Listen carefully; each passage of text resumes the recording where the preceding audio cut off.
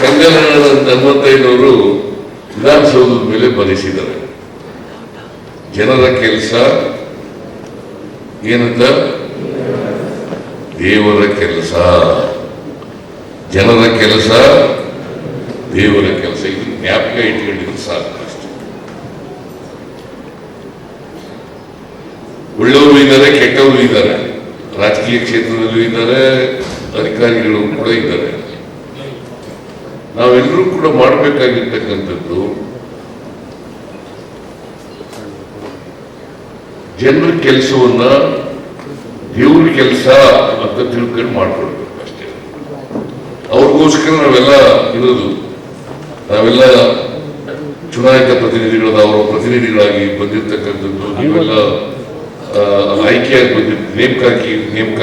ನೇಮಕಾತಿಯಾಗಿ ಬಂದಿರತಕ್ಕಂಥದ್ದು. ಇವೆಲ್ಲವೂ ಕೂಡ ಎಲ್ಲ ಒಟ್ಟಿಗೆ ಸುಮಾರು 5.6 ಲಕ್ಷ ಜನ ಸರ್ಕಾರಿ ನೌಕರರು. ನಾವು ಅವ್ರಿಗೋಸ್ಕರನೇ ಇರ್ತಕ್ಕಂಥದ್ದು. ಇದು ಪ್ರಜಾಪ್ರಭುತ್ವ ಅಂತ ಕರಿತೀವಿ.